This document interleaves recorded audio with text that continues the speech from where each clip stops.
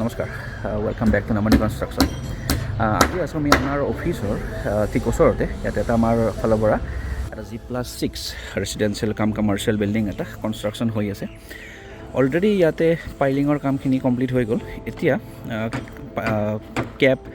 আৰু বিম কলমৰ কাষ্টিঙৰ কাৰণে যিখিনি ৰেইনফৰ্চমেণ্ট বাইণ্ডিঙৰ কাম আছে অলৰেডি এইখিনি এইটো পজিশ্যন আহি পাইছে ইয়াতে যিখিনি ৰেইনফৰ্চমেণ্ট ৰাখিব লাগে যি হিচাপত এজ পাৰ আমাৰ ষ্ট্ৰাকচাৰেল ড্ৰয়িং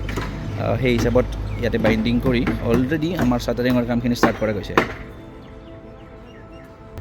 লাষ্ট ভিডিঅ'ত মই আপোনালোকক যেনেকৈ দেখাইছিলোঁ যে দুধনৈত যিটো কনষ্ট্ৰাকশ্যন হৈছে G+3 বিল্ডিং তাত যেনেকৈ আমি প্ৰত্যেককেইটা কলমতে 4টাকৈ পাইল ইনক্লুড কৰা গৈছিল ইয়াতেও ঠিক তেনেকৈ 4টাকৈ পাইলে আমাৰ ইনক্লুড কৰা গৈছে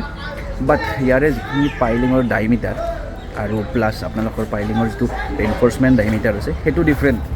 সেই হিচাপত আমাৰ ষ্ট্ৰাকচাৰেল ড্ৰয়িংখিনি ৰেডি কৰা হৈছিল মিস্ত্ৰীক যিখিনি বুজাব লগা থাকে টেকনিকেল টাৰ্মছ লাইক পাইল কেপ কেনেকৈ বাইণ্ডিং কৰে বিম কেনেকৈ বাইণ্ডিং কৰে কলম কেনেকৈ বাইণ্ডিং কৰে ক'ত কি জইন কৰিবলৈ হ'লে এপিং কৰে চবখিনি বস্তু বুজাই অলৰেডি কামখিনি ষ্টাৰ্ট কৰা গৈছে আপোনালোকে দেখা পাইছে আৰু যদি আপুনিও বিচাৰি আছে এনেকুৱা এটা প্ৰপাৰ ইঞ্জিনিয়াৰিং ৱেত নিজৰ ঘৰটো কনষ্ট্ৰাকশ্যন কৰিম বুলি অসমৰ যিকোনো ঠাইৰ পৰাই নহওক কিয় আমাক তলত দিয়া নম্বৰত যোগাযোগ কৰিব পাৰে ধন্যবাদ